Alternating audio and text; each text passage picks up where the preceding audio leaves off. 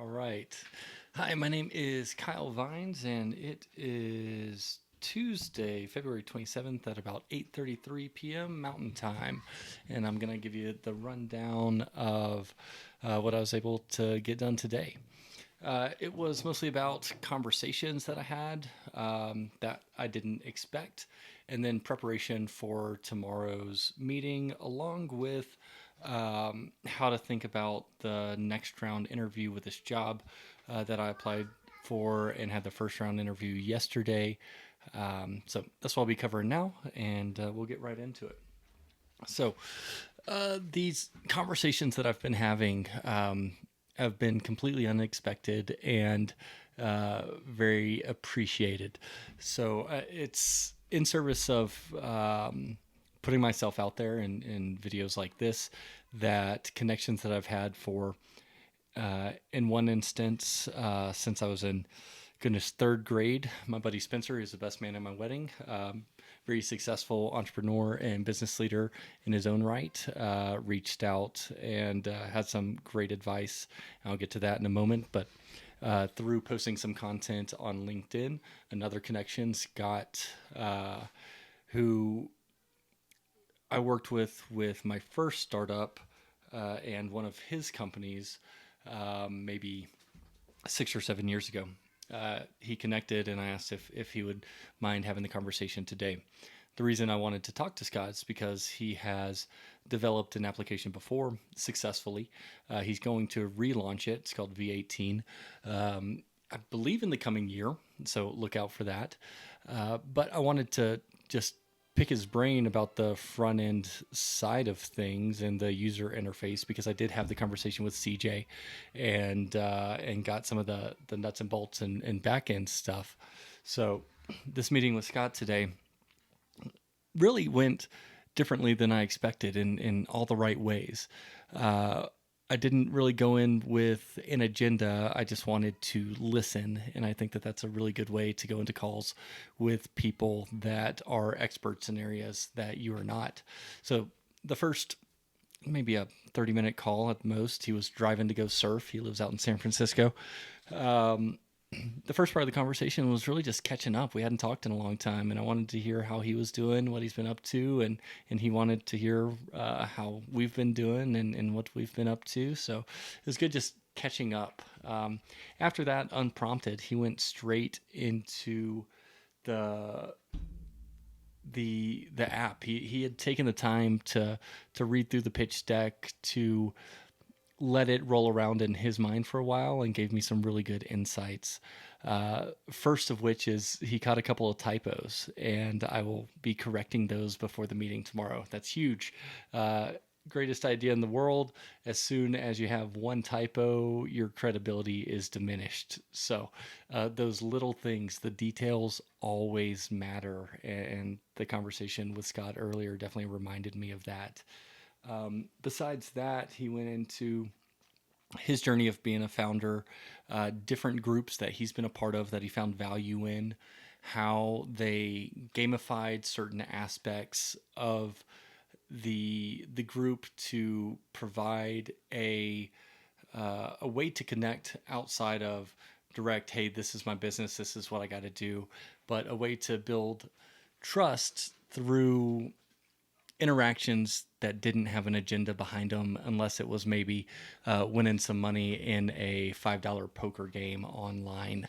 It reminded me of how, whenever I worked for a larger engineering firm, right after COVID hit and we all went to work from home, we'd have weekly happy hours on Friday where the teams from multiple offices, so it expanded our network a bit, but would hop online and play a couple of games. It was hokey, but it was fun, and it allowed us to connect more than we would have even at the office. So, really like those ideas.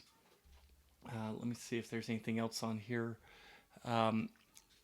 So, building trust and making it a deeper connection, it was also something that resonated with him, and has with me from the very beginning.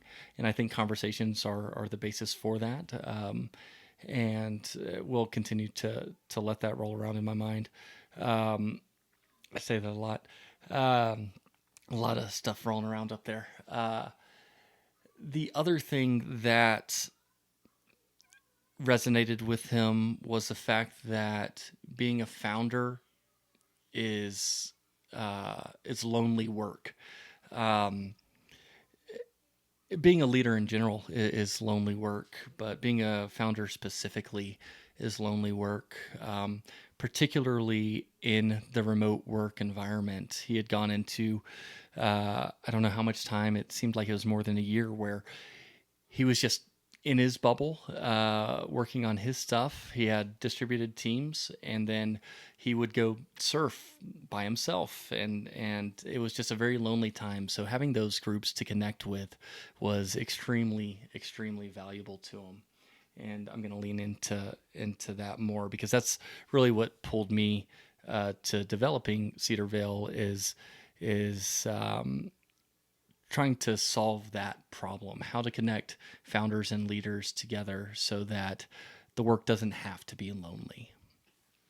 The other conversation that I had today with my old friend Spencer, it was through text message. It was later this evening, and he put into perspective a couple of things prior to going into this investor meeting.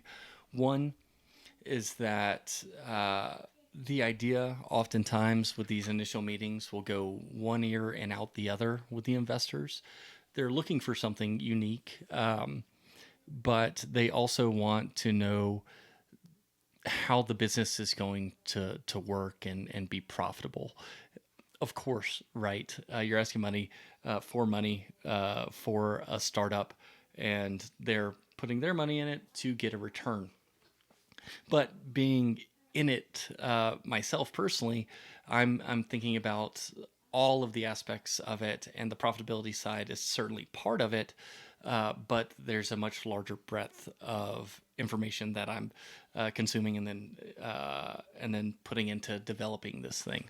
So being focused on the profitability with one idea which came secondarily but was a fantastic idea with something that he has started, which serves a completely different market, but it's a really good idea, is to want to build it consumer facing, but to understand that if you can package it for enterprise and then sell that package, be it a subscription service or whatever it may be, to an individual or multiple enterprises to use internally, then that can provide the uh, initial cash flow model to continue to build it out prior to it being completely public facing, and also allows for a lot of testing. He didn't get into that part, but that's where my mind went. Is that's a fantastic idea because of all the testing that you would be able to do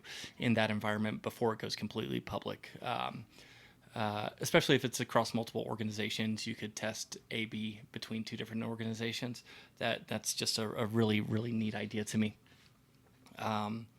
So that was really good, excellent friend, and and just by doing this and putting myself out there and trying to illuminate the path that I'm on so that other people can find value and then hopefully increase the probability of success in their path. Uh, that's why I'm doing this, but giving in that manner, I've been able to be open to receiving as well whenever these people want to talk through different aspects of what I'm doing. It's really neat that they even show interest and then take the time out of their busy days to talk through a few things. So that's all fantastic. So the third conversation that I had today was with my mom. Talk to her often. She is very successful. She's the chief technology officer of a large insurance company back in Louisiana, and she's excited about but less concerned about the startup, and just like me, very concerned about just getting a job so I have income to provide for the family. So the interview yesterday went really well, better than expected, and she started looking into it coming from the technology side of things and hiring data centers, and that's what this company would be, is working for the aspect of the data center for utility project management, so that the data centers, whenever they're being constructed, have the power input to be successful. So she came with, and this, she completely caught me off guard. I was just working away over here, and she called and really just grilled me interview style with, how does your experience align with what they're trying to achieve? How, if they see that you're doing something on the side, how do they trust that you're going to give everything to them? And a couple of other questions, but those were the two. What's applicable? Why would we choose you over somebody that maybe has the one-to-one experience with this particular industry? And then are you going to be able to provide everything that we need to be successful, even though you're doing your side project? Fantastic questions, and a really good thought experiment on how to answer those prior to hopefully going into a second round interview. Either way, a good exercise in just connecting different dots and thinking critically about personal experience that I've had professionally, and how I handle that, and how it applies to different industries. I think that that's really interesting, and you can ask ChatGPT, how does this resume stack up against this job description, and get information back. But it takes deeper thinking to really connect those dots, to be able to present them in a way that allows people to understand where you're coming from in a meaningful way. So rote information isn't as important as the narrative that you can construct. But what's more important than the narrative that you construct is the proven track record to display that you do have the experience. Maybe it's slightly different than what they were looking for, but there is a proven track record that you can lean on. Talk is cheap is the immediate thing. That's something that I think about a lot. I know it's probably overused, but it's true. You've got to be able to show your work. Go back to elementary school math. Show your work, and extremely important. So that was the third conversation. All extremely beneficial. So from one friend and associate, Scott, showing me how he's found value in different resources that are very similar to what we're building. Another old friend telling me how to think about it from an investor's perspective, and different strategies for cash flow within the startup. And then on a separate note, my mom talking to me about, or really just grilling me about how I can prepare for this next round job interview if I'm lucky to have it. So that was basically the day. A lot more things going on in the background here as I was working away, working on the wireframe and updating the pitch deck and preparing for this next meeting tomorrow with the investor from Denver Angels. But good day. Again, best part of the day was spending time with family, and specifically a midday nap with my infant Coda Ray Vines. There's nothing better than fresh baby snuggles. He's about 4 months old, but that's it. And keep following along. I'll keep doing this. All right. Till next time. Oh, if you want to follow, actually hit the follow button.